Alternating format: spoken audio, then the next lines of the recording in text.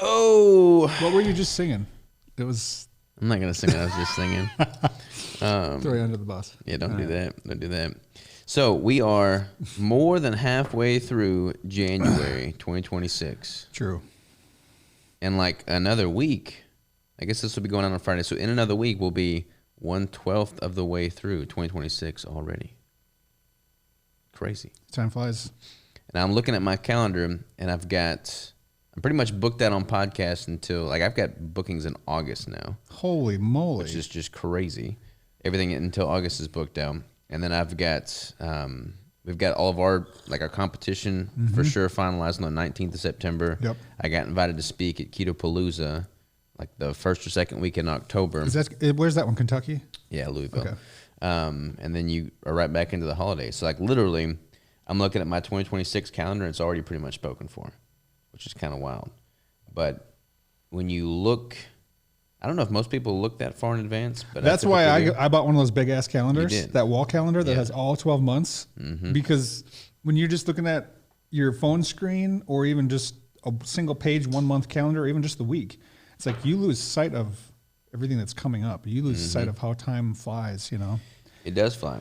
It does fly. I wonder how many people halfway through January, I guess 3/4 of the way through January, already have totally fallen short of what their plans, resolutions, goals, and yada, yada, yada were for this year.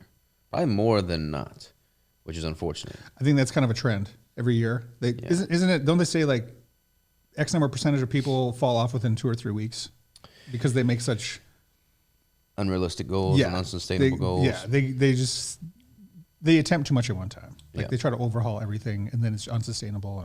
And I'm all for, like, I talked a little bit about having these, really extravagant, audacious goals that excite you and force you to like think outside the box. And I'm all for that. But if you do that, you pretty much have to just have that one goal. Like everything else has to be complementary to that and like move the needle in that. Otherwise, you can't hope to achieve it. And if you've got a bunch of unrelated goals, then you're just screwed from the onset. Like everything has to be complementary. Yeah. But when I look at like the health and nutrition component of 2026, halfway through January, halfway through World Carnivore Month, I made a newsletter post this past week, and it's like, look, I've been doing strict keto now for over a decade, 11 years, 12 years. I don't even know what the start date was, but over 10 years now. And I haven't deviated from that once. And it's because I can say I'm going to be strict keto, plant my flag in the sand, and then not deviate from it. But that doesn't mean I'm like tracking macros diligently that entire time, eating a defined set of foods that entire time. Like everything I'm eating is ketogenic. Haven't deviated from that. Sometimes I'm tracking, sometimes I'm not. Sometimes I'm in a surplus, sometimes I'm in a deficit. Like I make it all sustainable, but it's all within the realms of what I say, this is what I'm doing now. Yeah. And I feel like that's where people fall short, is they set a goal that is too rigid to adhere to, and they don't understand the bigger picture and how to make it work for them, big picture. Right. And especially when you look at any type of nutritional approach, there's so much misinformation and too many, regulators and regulations floating around online where like somebody will say, I'm gonna go keto, or I'm gonna go carnivore, I'm gonna go low carb, or I'm gonna go vegan, or whatever the thing is, and they feel like they have to stay in this tiny little box and not be creative with it, not use their imagination, not make things work, and I think they just burn themselves out. Like keto isn't hard. It's not unsustainable. It's literally fat and protein. I mean, there's a lot of things that you can still eat. And it's not the fact that you're limiting yourself and thinking of it as a restrictive approach. It's how do you feel the best? If you feel the best doing it, why wouldn't you entertain that? Why wouldn't you leverage that and just continue to live that way? Yeah, and I mean, it's all mindset. And you could have a whole, depending on where you're at on that spectrum, you could eat a ton of vegetation too. Like if you're someone that likes a bunch of vegetation, rock and roll. Yeah. If your body tolerates it well. I personally love mushrooms, onions, peppers, lettuce in a wrap, asparagus, sometimes some Brussels. That's fine. That's because I fit it into what I want to eat, and I enjoy it. It's good. Makes it easy. Makes it easy. Sustainable. I had that post go out saying that, we were deadlifting the other day, and I went to up another level up on the block, and I think I was pulling 455 or something like that. And we posted that on Why are you smiling? Because I think I know where you're going with this. So I posted that, and I kind of made some comments last week about everybody being so negative online, so I don't want to beat a dead horse there. But a lot of the comments for that post specifically were like, yeah, but you could have gotten 5 plates if you were eating carbs. That's what I thought you were going to say. Yeah. And I'm just like... Yeah. And some guy even posted a video, didn't he?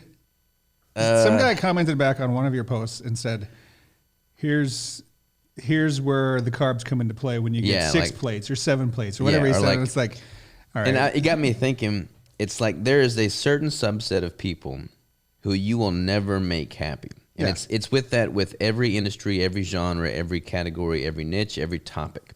And when it comes to nutrition and lifting performance, you know, I've literally become the leanest man alive on the face of the planet in 2023 with a strict ketogenic approach. Not good enough. And that wasn't good enough. You know, I could be pulling 4.5 plates for reps at a body weight of 185, and somebody was like, yeah, but if you would eating carbs, you'd be able to pull 5 plates. Yeah.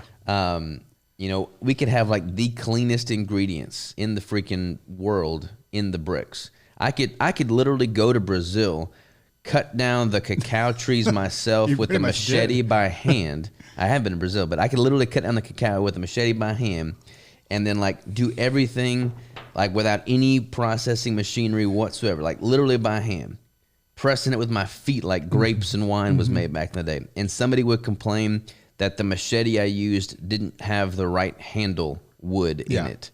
Like, you cannot make everybody happy, and you're going to kill yourself trying. Those are the people that have a terrible life. Yeah. Just everything about them, they just cannot see the good in anything. Yeah, it's I don't understand cynicism to the extent that is running rampant. I don't understand. I think they just try to make themselves feel seen, heard, better than everybody else. Yeah, I don't know. I mean, it's like crabs in a bucket, as we've talked about before. But honestly, like, I look at time as the most valuable asset and resource we have, because we only have so much of it. And that's become overwhelmingly clear now that I have kids and I'm seeing them grow. Like Hazen was crawling for the first time this past week. Time is ticking. We're all going to die someday. And when I look at how people spend their time, you see what they prioritize in life. Like, that's like what you spend your time on is what you value and prioritize. And for me, when I'm trying to be empathetic, put myself in their position and just like, you know, be relatable to people, got an itch on my nose, I can't imagine what goes through their head when they're like justifying the time spent to go seek out. Let's go rip on this guy right now. And rip on people. Yeah. Like, that's just the worst use of time imaginable. Like, I can't even fathom it. But people do it. People do it. So, I don't know. I don't know. It's feeding something internally for them that is yearning to voice. I don't know. Yeah.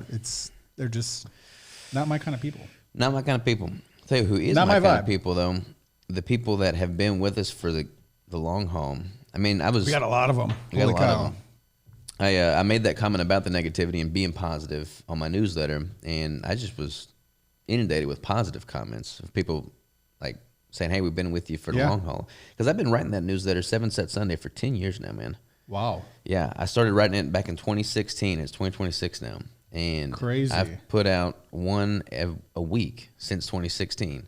And that is my longest form of continual content, is that newsletter. That's crazy.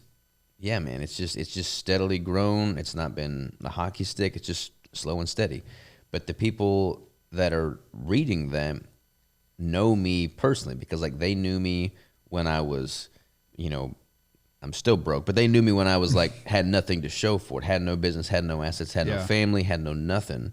They saw me living in the warehouse. They saw me getting married. They saw me competing. They saw me having my first kid, then my second kid. Like, I just put all that out there. And those people that know me, like the people that know you, you value their opinion of you because they know you. The people that literally just go online and troll on you and have no concept of who you are, what you stand for, what you're doing, I mean, you can't really put much stock in How does that saying go? The people who care, no, the people who, I don't remember how it goes. The people who care don't matter, and the people who matter don't care, kind of thing. Or like, yeah, something like that. Yeah, you know, the people who see the real you or the real matter at hand aren't going to care in a negative way, and vice versa. The people who do care in a negative way don't matter anyways. Like their opinion is mute. It's not, but sometimes it's hard to brush all that off because if it just keeps like just it is hard because like if you're someone that does care,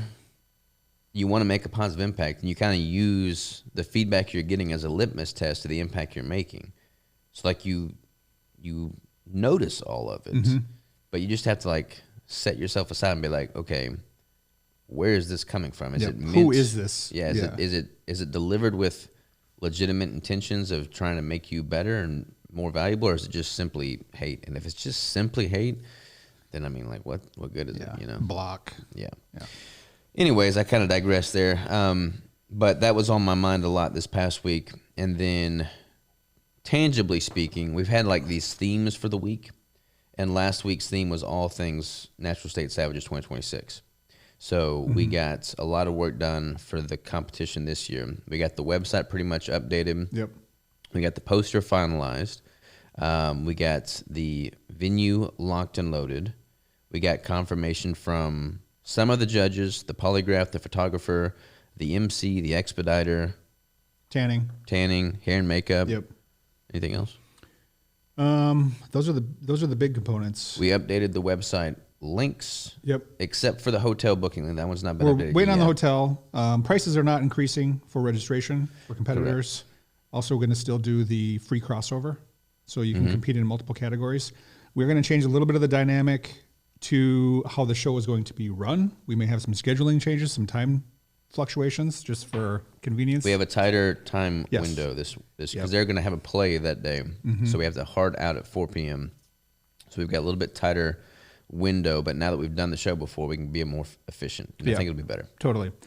We're also reaching out to some new potential swag bag contacts. So I'm kind of excited about these.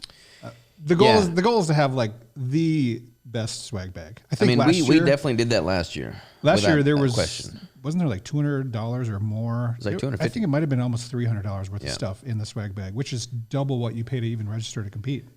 Yeah, it's kind of wild because you go to a normal competition and the swag bag has like maybe a shirt, but more often than not like a couple business cards and a pin, and then maybe like a protein bar sample. or like a powder stick of some type of supplement or some pre-workout packets or like that kind of thing, which is cool. That's fine. I mean, you shouldn't expect a bunch of stuff, but we're just trying to do it savagely. Yeah. So our swag bags are going to be legit. So on that note, anybody that wants to sponsor the competition, that has a business or whatever and wants us to promote their stuff, hit us up, naturalstatesavages.com for that. But I guess, competitors can go ahead and register now. Yeah, registration is open. So, yeah. Technically you can get in there, you can sign up. Are we going to do a giveaway thing again?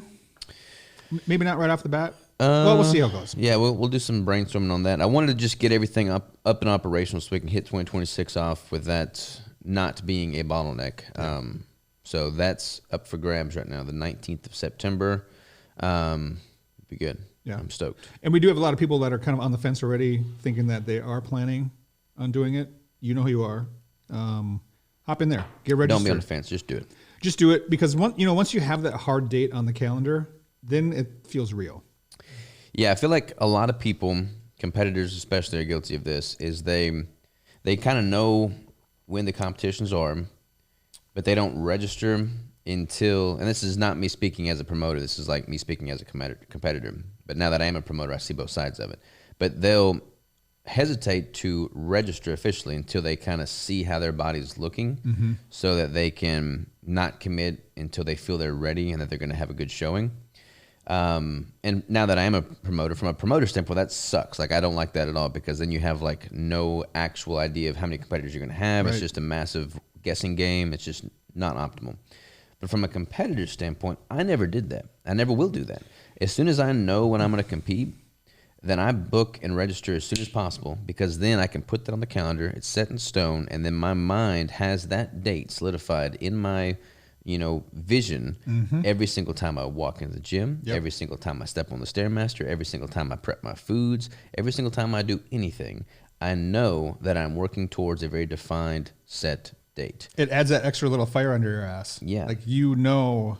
Don't screw this up. Don't half People half-ass everything in life, you know? Yeah. But if you don't have that registration set, then you're like, oh, well, I'm not really registered. I can, you know, have an extra bite of this or skip the gym today. But if you have it set and you put some money on the line, you are that much more motivated and driven. Yeah. Which honestly, I kind of want to make that the main topic for today's conversation.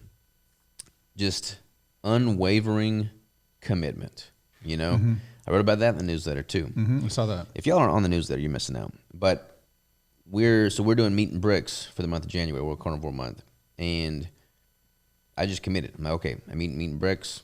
I've got a specific goal. This is what I'm going to do. I'm not going to deviate from it. Boom. I'm down 5 pounds already in 2 weeks, roughly. Or I guess we'll see what I'm down by the time this goes live. But it's been effortless because I flipped that switch. There's no decision fatigue. There's no options. It's like, this is what I do. Mm-hmm. Period. And when you do that, you just remove the noise from the equation. I feel like this is where a lot of people go wrong. Because like we've been coaching, I mean, you and I both been coaching for a long time now. Mm-hmm. And we have some clients that do not falter. We give them the prescribed intake. We walk them through. We explain it. Mm-hmm. They execute on it. Mm-hmm. And they get the results. They know who they are. Black and white, period, no questions asked. We've got other people that say what they want, make what they want very clear, but then their communication becomes shoddy. They fudge the numbers a little bit on what their consumption is. They'll skip a training day. They stop talking to you. They'll stop talking to you, and they like justify why they're not getting where they want to get. And it's like it's a perfect illustration of what happens or doesn't happen when you fully commit to anything in life. True. Yeah. And any avenue of life. Yeah. And yes, it's true that when you're in a deficit, you know, you're hungrier. When you're, you know, on a financial budget, things become tempting that you want to spend money on. When you're in a relationship that's committed, you know, if you're not fully committed, there's going to be, you know, frustrations and headaches there. But it's like when you fully commit to anything, and everything else that is counter to that commitment is just removed from the equation, is no longer in the back of your mind gnawing as a temptation. Your ability to actually execute and see it through is amplified tenfold. Because 100%. It's not just sitting there gnawing at you. Yep. And like when people are trying to lose 5 pounds, 10 pounds, 20 pounds, and they're like loose with their macros, like, hey, I'm a little bit hungry. You know, I could probably have this extra spoonful of peanut butter. It's not going to make that big of a difference. Bullshit, it ain't going to make a big difference. Because you're going to do it again. You're going to do it again. And then you're going to realize you got away with it, and you're going to try it again. And next time it's going to be 2 spoonfuls. Yeah. Yep. When you flip that switch, like when I'm in a prep, I'm dialed in. And I'm not in a prep right now, but I just made the meat and bricks commitment. But when I'm in a prep, I flip that switch, and that's all she wrote. There is no fudge in the numbers. There's no shaded gray. It's black and white, periods, no questions asked. And when I do that, it's easy to reach the goal. Because, like, I know the path. You have tunnel vision. Yeah, it's tunnel vision. Like, you don't have any of this other noise and, like, shit coming in from, you know, your peripheral vision. It's like...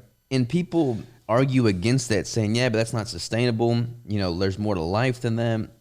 But it's like... If you have a goal... Yeah, if you've got a specific goal and you just commit to it wholeheartedly and you reach that goal and then you maintain a healthy realm within that goal... You're going to spend far less time doing that and executing on it on the macro level than you ever would if you half-ass it and you're always wishing you had taken it a little bit further. Then you're just filled with regret and you're always just kicking yourself. Yep. And like that's the thing people don't get. It's like commit fully, don't deviate, reach the goal, and then loosen reassess. up a little bit. Yeah. So that's just you got to flip the switch. Flip the switch, level the F up like we talked about last week. We kind of gravitating towards mindset conversation. Yeah, holy cow. We're getting aggressive here, man. I know. Anything in new and current events that's worth talking about? No. No? Don't even turn the news on these days. Yeah, well, I don't watch the news. They talked about the pyramid, obviously. They had that big old announcement. I saw something about milk, like they're now allowing whole milk in school lunches. They opened that up to... not raw milk, but whole milk. Yeah. So they're loosening up on the milk guidelines, which is a little step in the right direction for things. Yeah. But, plus, skim milk is freaking gross, man. Did you drink skim milk? No. You never drink skim milk? I mean, like when I was a kid, I think we used to get like 1% or 2%. So my mom and dad were like right in the middle of the whole fat-free or low-fat era. So they would buy skim milk, and that's what we'd put on our It's cereal just and freaking stuff. water. Oh my gosh, man, it's like chalk water. It's just Yeah, gross. it's terrible. Dad didn't drink that, but Mom was buying that. I honestly can't tell you the last time I had any milk. I can't either. It's been a long time. Crystal gets raw milk, and she'll have that on occasion. But I don't drink that much milk. I used to love drinking milk, but I used to eat a ton of cereal when I was a kid. yeah. Fruit Loops, oof, I could pound a whole box of that watching cartoons in the morning. Yep, cartoons and Fruit Loops. Yep. Living the life. Yeah. Come a long ways. Come a long ways. Yeah. There's like a new trend. There's a trend going around on social media right now. Like everyone's rewinding 10 years. I thought of it when you were talking about your 2016 start of your newsletter. Everyone's posting pictures and things that they were doing 10 years ago in 2016. It's pretty funny that people are posting, 10-year progress pics and what they used to look like and what they were doing and eating and all that. But you should totally revamp or regurgitate one of your 2016 newsletters and send that out as like a little throwback. That'd be kind of cool. Man, what was I doing in 2016? So 2016. Would you have been obviously you would have been in like the Bryant warehouse or what? So I launched Keto Savage July 1st of 2016. So we would have still been in Washington State at that point. So I was living in Washington in Spokane. Crystal and I were dating, I'm assuming we probably would have been dating because we would have moved later that year. Didn't you like find her at a coffee shop or something? Yeah. She was a barista at a coffee shop. Yeah. I was working up there at the railroad, and then she and I started dating. She was the only girlfriend I ever had. So did you hit on her at the coffee shop? Oh yeah, for sure. I started drinking a lot more coffee because there's a cute barista working there. All right, go on. And then she and I stopped talking because I was a terrible person, and I wasn't a terrible person, but I was just convinced that I couldn't have a relationship in life. Like I felt like that would be a massive distraction from my aspirations. So I told her the day that I told her I loved her, I told her I could never see her again. Oh man, I know, that's dropping the bomb. Yeah, and she was convinced from like the first day that we were going to get married. So like it broke her heart. But I didn't speak to her for 3 months, and realized I had made a mistake, and then came back to her, and then we had made amends. Did she give you a second chance after all that? Yeah, but it was that was a rough chapter in both of our lives. Well, that's a ways behind you. Yeah. But we would have been in Washington a year ago, or 10 years ago at this point. And I don't remember when we moved back to Arkansas, but we moved back. We moved to we lived in a little townhouse in Fayetteville. Oh, really? Yeah. Okay. So we were there for a year, and then we were like traveling to Little Rock to make the bricks. So we'd drive up every night. We'd work our job. Man, we didn't no sleep. Like we stayed alive by the skin of our teeth. We got no sleep. We were driving to Little Rock to make the bricks, and then we moved to Bryant. But I don't remember what year that would have been. Probably 2017. 17, 18? Yeah. Yeah. Crazy. Wild trip. It is wild when you think about a decade, 10 years, and what has happened and what you've gone through and who you've become and what you've learned and the mistakes you've made. And then you look at the long picture of your life, and 10 years is, for a lot of people, that's like a fifth or sixth of their life. Yeah. Yeah. And man, I tell you what, dude, now that I've got kids, like it just totally changes perspective on things. Like I just want to spend time with my kids, and I'm frustrated right now that I don't spend as much time with them as I'd like to. And I just don't want to miss anything. Mm-hmm. And you like when you've lost family members, you become centered on what matters in life. Oh yeah. And you have lost family members. Yeah. So you know this firsthand. Mm-hmm. And I try and think of worst case scenarios, which is not meant to be morbid, but it's meant to make me appreciate the things that I have. Sometimes you have to. Like you have to mentally go through that just to, you know. And I'm on the Daily Dad newsletter, and I'm listening to a bunch of Stoic stuff, and like that kind of centers me because it's like, don't take for granted the things that you have. And there's a lot of stressors in my life right now. Like I'm stressed to the max right now. And I have my 2 kids who I kiss before I leave to come here every single morning. And I just hold them a little bit. And it's like, none of that noise on social media matters. Mm-hmm. None of that nonsense matters. Like a fraction of what this moment right here matters. What these people in my life matter. What y'all, my inner circle of, crew here at the compound matter. I mean, y'all are family to me. And all my Agreed. family is in like California, Oregon, Washington, or Central Arkansas, or North Carolina. Like, I don't have any family here. Y'all are my family. Mm-hmm. And I just want to be a good provider for y'all and a good leader. And I want to be able to use this as a vehicle to teach my kids life lessons. But yeah, none of the other stuff, like none of that nonsense negativity, like it shouldn't garner a moment of my attention, because then that's just one moment that I'm not giving to people that do matter. Agreed. Yeah. Don't let it through. Don't let it through the thick skin. It's just not worth the thought. Yeah. Agreed. By the way, you are decked out in black. You've got a Chaos Coordinator mug. Yeah, it's true. You got a black phone. You got a black hoodie and a black hat, and a black heart. And a black soul. Black soul. I don't have black jeans on, though. No black jeans. No black jeans. What color's your underwear? Green, blue. Okay, so that definitely multicolored. Socks? Socks are black, yeah. Okay, black. Shoes are blue. Okay. I was feeling cold this morning, so I threw on like a decent thick hoodie and didn't put on any long johns. Chip, you said you're wearing long johns today? Chip's wearing long johns. What color are your long johns, Chip? Black. Black. Can I borrow those? But we're supposed to get, it's only like 20, 30 degrees here right now, which isn't crazy. I feel like I've kind of wussied myself. It was 9 degrees yesterday. I know, but I used to live in northern Minnesota. I know. This would not be cold. I'd be running out to the mailbox in shorts and sandals in this kind of weather. But now that I live here and I'm kind of used to it, and I feel like I've internally kind of adjusted, this feels cold AF right now. And it's supposed to get a little bit warmer this week. It's going to be in the 50s, and then it's supposed to dip down, and we're supposed to get like slammed with some snow. Really? Yeah. When does that start? I think next weekend. Well, probably around the time this goes live. Not this weekend? Well, like this upcoming What's it? Saturday, Sunday, I think. And then they said, I saw some meteorologist posts on Facebook, and they said, gear up for some crazy winter weather storm system plowing through the country. And It is supposed to get pretty freaking cold next week. Yeah. Or Saturday, Sunday, 7 degrees. Saturday, precipitation. But it looks like no precipitation next week at all. It's just this weekend. Okay. That's what I'm seeing. And you're going to be gone this weekend, so I'll do training on my own. Are we going to train Friday? We're training Friday. Yeah, we'll train Friday before. So Saturday, Sunday, I'll do my own thing. Okay. So yeah, we got that cooking. And then where are we going with that? I don't know. You started calling me out for wearing all black. Oh yeah, because I was going to say the main theme for this week is we got a whole bunch of apparel work in the works. So you're repping Flag Nor Fail right now, which was where that whole conversation was going. Yep. But you and I have got a whole bunch of apparel stuff to do this week. We got a whole bunch of inventory in hand right now that we're counting, and then that's some of which is going to be applied to the relaunch of our apparel company. Yep. So I'm excited about that. But again, it's not ready yet. You'll be the first to know when it is. But that is the main theme of this week. So last week was all about getting the competition stuff functional.